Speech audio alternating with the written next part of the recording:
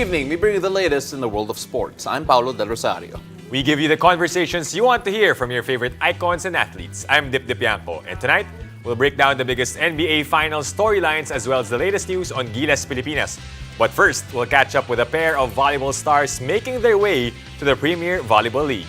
Buckle up, sports fans. Let's get in the game. Well, the PBL just got even more exciting with the addition of an iconic volleyball duo. Sisi, Rondina, and Bernadeth Pons will be going their separate ways to take their talents to the pros in the upcoming Invitational Conference. Now, let's hear more from these two volleyball queens who join us tonight. Welcome to the game, girls, and congratulations once again. Wearing different things for the first time since 2019, if I'm not mistaken. Sisi, may separation anxiety ba? The two of you have been partners for so long, been on the same team for so long, and for the first time in a very long time, going your separate ways. Nakakamiss pag mga ganong bagay. Pero wala eh. Kumbaga ba, trabaho talaga namin. And we commit kung saan man kami committed. And ano naman eh, nagkakausap pa rin naman kami kahit ibang team at magkalaban na kami. Right. And nabanggit nga ni Paolo, the last time you guys were not on the same team back in college pa, when you played for UST, of course, Bernadeth for FEU. Ngayon, Bernadeth, tanungin kita, nasa ibang liga kayo, you're joining the Premier Volleyball League. How excited are you na maglalaro ka for the first time in the PVL? Actually, hindi ko talaga alam kung ano mafe-feel ko. Kasi it's almost 4 years din na hindi ako nakapaglaro ng indoor. So parang, nung bumalik ako sa indoor ngayon, parang bago lahat sa akin. I mean, kondisyon yung katawan ko, pero beach volleyball and indoor, it's two different sports pa rin. May mga may mga similarities, pero magkaiba pa din eh. So, parang bago lahat sa akin. So, ngayon, nasa adjustment period pa ako, na ina-adapt ko pa yung system ni Creamline. So, nandun pa ako sa process na yon, and I'm taking it step by step, one day at a time. Hindi naman nagmamadali. And of course, Sisi, ikaw naman, I'm sure you're experiencing something similar. Kumusta naman yung experience na yan? Okay naman po. Kumbaga ba, parang pupunta pa lang ako sa training ng Chocomucho, parang iniisip ko. I mean, I'm watching my highlights, watching sa mga games namin dati. Kasi parang sa isip-isipan ko, parang muscle memory na lang. Pero before na mag-training ako, 1 week nun, kumbaga ba, transition muna. Nag-conditioning muna ako before ako mag-training sa indoor. So, yan, okay naman and nakabalik agad. Yeah, given what you said, no, yung 4 years na sinabi niyong wala kayo sa indoor, curious lang ako, in between, wala talaga kayong time na naglalaro sa indoor at all? Wala. Wala po. Okay. Nag-focus po talaga. Wow! Loyal. Okay. Pero, you know, even if hindi ka nag-indoor for a very long time, alam naman natin that volleyball community very small in the sense that tipong you all know each other, you've all played against each other at one point or another. Pons, you take a look at yung field ngayon. Is there anyone here in particular na excited ka makatapat and of course be teammates with? Actually po lahat ng teams talaga kasi ngayon nga lang din kami nakabalik ulit sa indoor. So sobrang exciting talaga and 'di ba sobrang dream din namin na as a volleyball player before na mag-isa lang yung Philippine volleyball. And ngayon nandito na kami sa PVL and sa Pro League and makakalaban na namin ulit lahat. So 'yun. Nakaka-excite na makalaban lahat ng teams kasi nag-prepare din talaga lahat. Alam mo, Dip, I'm just realizing right now that, it feels like such a very long time since we saw them in indoor. Kasi lahat ng mga pictures na pinapakita natin, lahat beach volleyball Right. Oo, Nadami na yung pictures sa last indoor for once sure. PVL starts. Pero tanungin natin si Sisi na nabanggit nga natin na it's your first time playing the PVL and ang tagal hinintay ng fans yung reveal, hinuhulaan nila. Lalaro na ba kayo finally ng indoor and na-reveal na nga you're playing for Chocomucho, Pons for Creamline, but you personally naman for Chocomucho. How was the welcoming for you na mga teammates mo, yung pagsali mo sa training nila? Kamusta yung experience? Before pa kasi po, nasa SEA Games pa lang kami, nagchat-chat na sila kailan daw ako pupunta doon or kailan daw ako magti-training. So, in that way, parang welcome na agad ako. And they're very excited na makatraining ako, makalaro ako. So, yun, hindi naman ako nahirapan in terms of bonding and sa pag-a-adjust ng kumbaga ba attitude. Kasi kumbaga ba sa team namin, kasi lahat captain balls, si Duque, si Destren, Bernadeth. Kumbaga para kaming redeem team na sa team namin ngayon. Pero overall naman po, we're hoping na mag-gel pa kami. And syempre, makatulong din sa team. Well, Pons, how does it feel going into the Creamline setup? Kasi alam naman natin, when you talk about Creamline, you talk about those always expected to go be at the top of the entire PVL. Kamusta naman, first, yung pressure, and second, yung support ng mga teammates mo? Actually, super supportive talaga yung team, yung mga teammates ko sa Creamline, coaches and management, sobrang supportive sila. Pressure, hindi ko pa na-feel, wala naman. Next Parang, week. hindi din naman kami pinapressure ng coaches. Basta, training na kami everyday, tinatrabaho namin yung para sa conference na ilalaro namin. Right. This one for both of you ladies, no? Dahil nga, first time niya maglaro in the PVL. Kumbaga, considering na may mga rookies na papasok this time, kumbaga ate na kayo di ba? Pero kayo ba pagpasok niyo sa trainings, yung feeling niyo parang rookie na naman ako kasi this is my first time playing indoor or parang tingin niyo veterano pa rin kayo sa lagay na to? Ako, personally, hindi. Hindi ko inisip na rookie or veteran. Kumbaga ba, matagal na naglalaro. Kumbaga ba, nag-resign tapos nag-apply ulit. Parang ganun yung feeling. And hindi ko naisip na parang rookie kasi parang mabilis na lang kasi, parang ang bilis na lang din i-approach teammates, coaches, kumbaga ba, ang tingin din ng mga teammates mo sa inyo, parang mabilis na ito mag-adjust kasi Right. alam naman nila. So, parang ganun lang. Ako naman yung utak ko talaga, veterano ako eh. Parang ganun. Pero nanibago lang ako kasi 4 years ako na nawala sa indoor. Pero nandun pa rin yung mind ko. So before ako nag-training sa Creamline din talaga, nag-review din ako ng mga games ko before kung paano ako maglaro. Binabalik ko lang din, pinapanood ko kung paano yung Pons before sa indoor, ganyan. Para ma-refresh lang din ako ulit. You know, not a lot of people actually go and watch themselves perform unless atleta ka. So, knowing that, nag-review kayo ng sarili niyong mga tape, Sisi, ano masasabi mo sa mga games mo dati and that you want to change going forward ngayon nasa Chocomucho ka? Nung nanonood ako ng laro ko, kahit siya, sinabi, dahil kaya ko pa kaya to? Kaya ko pa kaya to yung laro ko? Parang ganito, parang sinasabi nila, oo, kaya yan. Makakabalik din tayo. Pero hindi ko ina-expect na ganun yung mangyayari. Kasi, ang daming nagbago eh. Kumbaga ba, from movement, sa spiking, sa defense, parang mahihirapan kaming ibalik. Kumbaga ba, andun na lang, siguro control. Pero yung kung gaano kami explosive dati, siguro natanggalan lang ata, siguro ng kalahati. Pero we're hoping and we're trying na mabalik yun. Right. Yan. Pons, ikaw naman.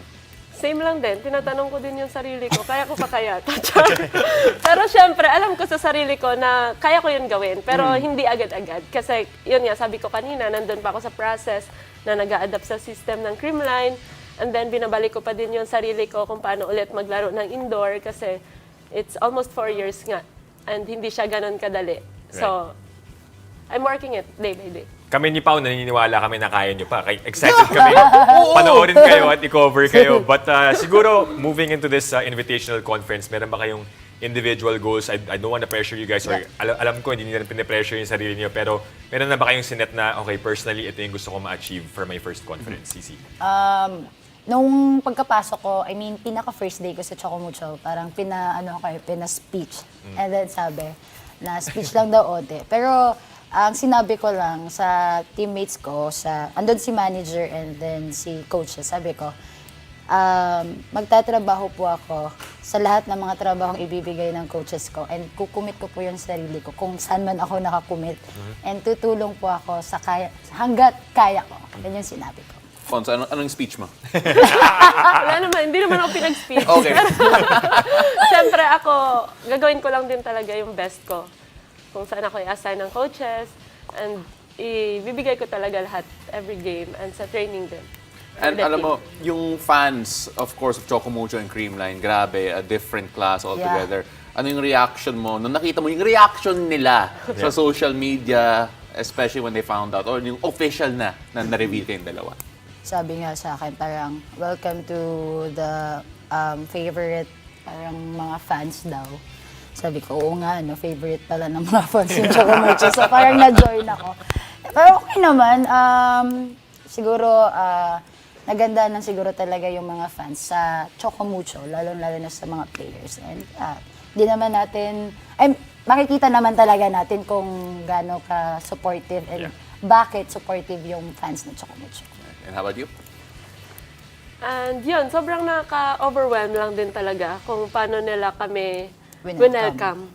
Hindi lang yung team, pero yung mga fans din. Parang grabe pa rin talaga yung tiwala nila sa amin. Yun, sobrang nakakataba ng puso and sobrang nakaka-excite ulit na maipakita din sa kanila kung paano kami maglaro as Sisi and Pons from different teams, but sister company. Sister pa rin. Sister pa din. And I honestly cannot wait to see the both of you go against each other. I don't know how that will be. I haven't seen that since 2018. Yeah. So, can't wait for that. Right, we're excited for that. Hindi na si Pons for now. It's gonna be Sisi Rondina for Chocomucho and Bernadeth Pons para sa Cream 9 Cool Smashers. Thank you so much, guys, for Thanks so joining much us, for and we having look us. forward Thank you po. to watching you both starting June 29.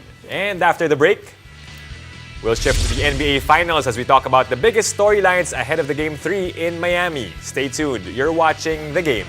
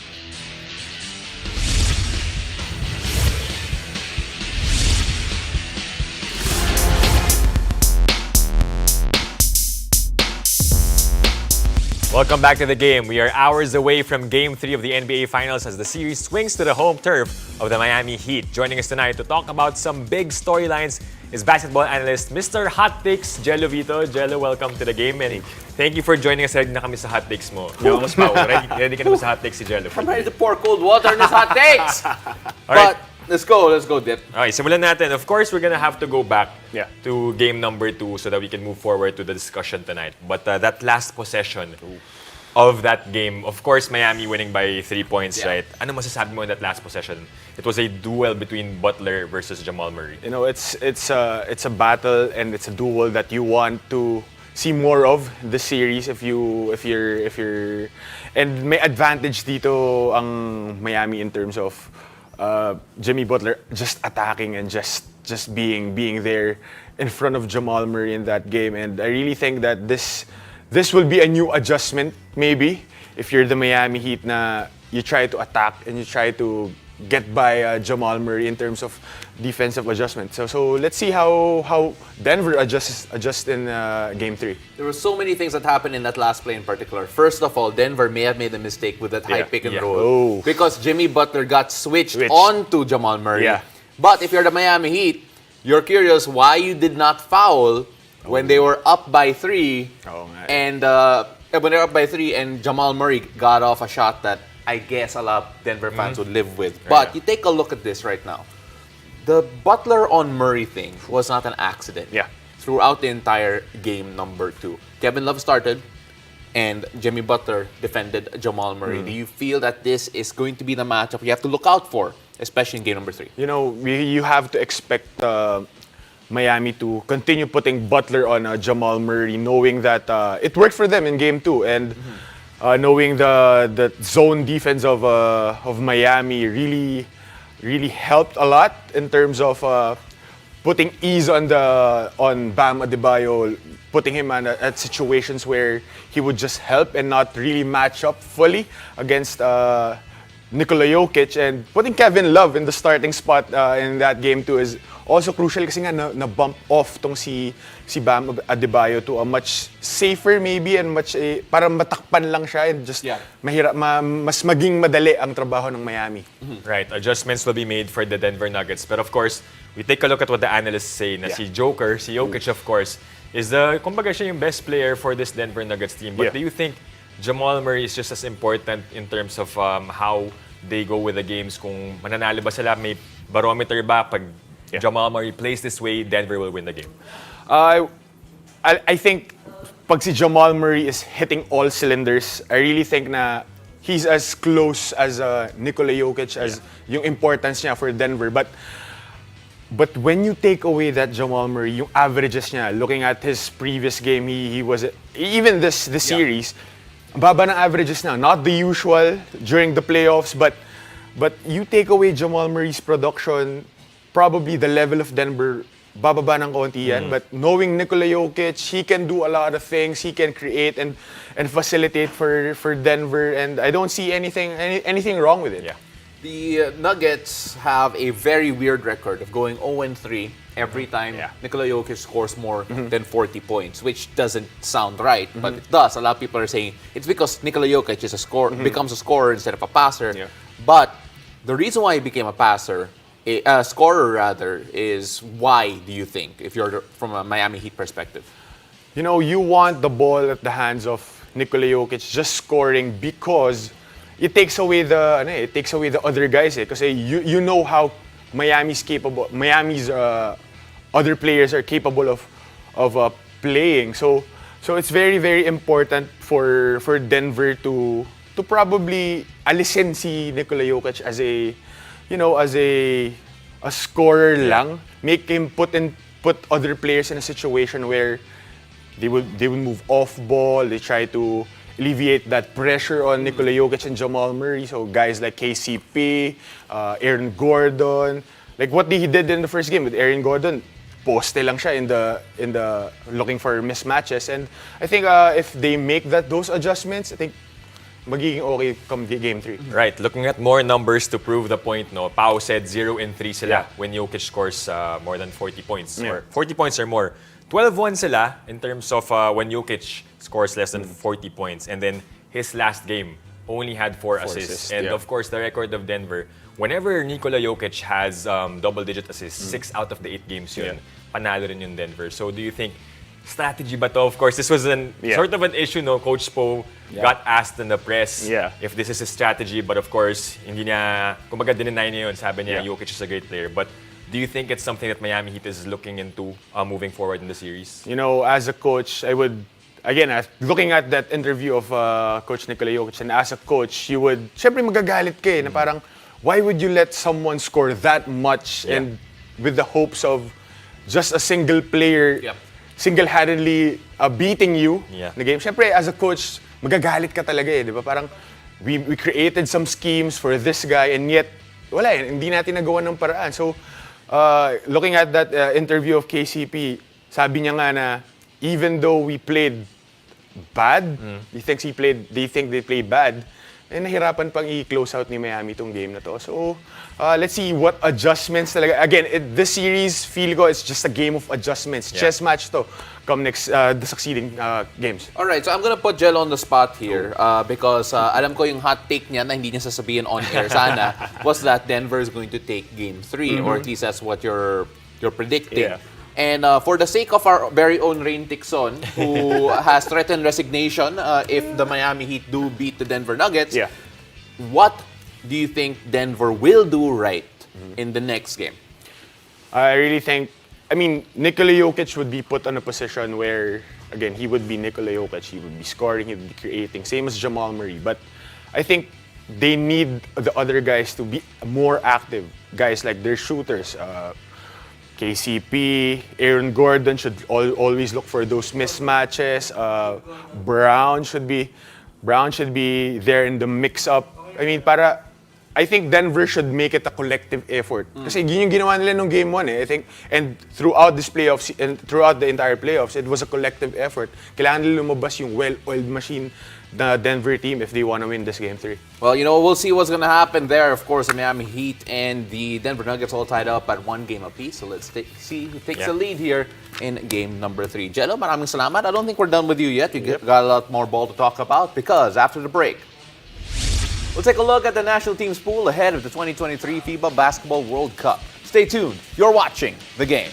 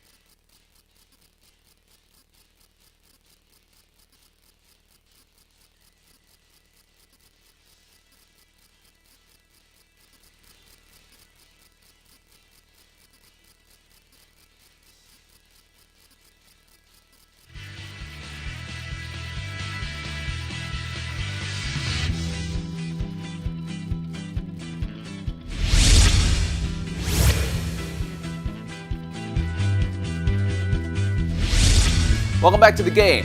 Filipino fans are buzzing with excitement as the Samahang Basketball ng Pilipinas released the national team's pool for the upcoming 2023 FIBA Basketball World Cup. The pool includes Gilas staples like Kai Soto, Dwight Ramos, and Kiefer, and 30 Ravenna. PBA veterans Scottie Thompson, Junmar Fajardo returned for a chance to represent the flag, while both Justin Brownlee and Jordan Clarkson are included in the pool as the country's naturalized players, and a Batang Gilas alumni joins the team with 23-year-old 6'10" Philam AJ Edu joining the squad. Still with us to give the initial thoughts on the release roster is basketball analyst Jello Vito. Jello, I want to focus particularly on AJ Edu because we haven't seen this guy in a long time. He's been injured quite a while, especially in his time in the NCAA in the United States.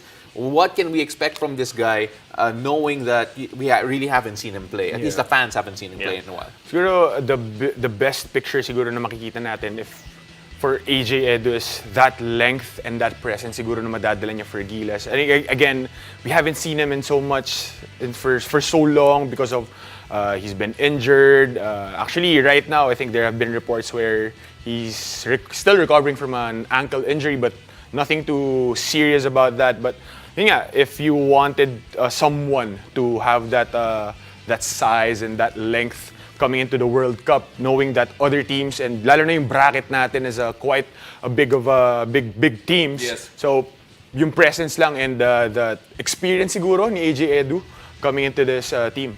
Right. Yeah, and famously, you cannot teach height dip. Exactly. Oo. 6'10" yung si AJ Edu, so we'll need a lot of his height moving forward. If he does end up in the final lineup, and of course, a lot of other players babalik na, yung mga naglaro sa B-League. Renz Abando also coming from Korea, nabanggit sa atin. We read in the news that Renz easily let go of his other commitments. Sabi niya, I'm gonna go home, I'm gonna start practicing for Gilas Pilipinas. What do you think yung mga dala nitong mga players that played in Japan, in Korea, now they're gonna train in the Gilas pool? You know, I want to highlight siguro that stint Korea stint of Renza Bando. You know, out of all the players, probably we can say na he was the one who stood out, Yeah. really, in terms of his usage there and the experience gained. Nag-champion pa siya doon, Yeah. you know, and he was a vital player for his team. And I mean, looking at his past Gilas stints, I think magkakaroon ng level up to si Renza Bando if ever he makes it to the final 12. And marami yung mako-contribute niya na knowledge and experience, probably scoring and athleticism na rin, if ever he makes it to the final 12. We all know that size is important. We all know that shooting is important also. Are there any names in particular in this Gilas lineup do you feel that will really suit the style that Coach Chotres has been playing, has been trying to emphasize, especially as we get ready for World Cup? You know, if I'm looking at staples, I really think Scotty Thompson would be a good addition. You know, you've seen him play for the national team, and nakita natin na he's been also converted as a point guard at times during FIBA windows and lalo na tong SEA Games. So the way Scotty plays, yung aggressiveness niya on and off, on defense and on offense would be really a good fit, lalo na yung style of play ng Gilas ngayon. Right. All right. So let's see whether or not, let's see what the developments will be throughout their upcoming camp very soon. Jello, maraming salamat. And again, no hot takes here. Nope. We'll save that for the NBA. And of course, the FIBA World Cup is coming to Manila, and nothing beats watching the games live and in person. Now, buy your single-day pass and get access to 2 live games of the FIBA Basketball World Cup for as low as 999 pesos. Head to philippines.worldcup.basketball for more information, ticket types, seat information, and other special offers. Be a part of Philippine basketball history and buy your tickets today. And thank you for joining us. I'm Dip Dipianco. And I'm Paulo Del Rosario. This has been The Game.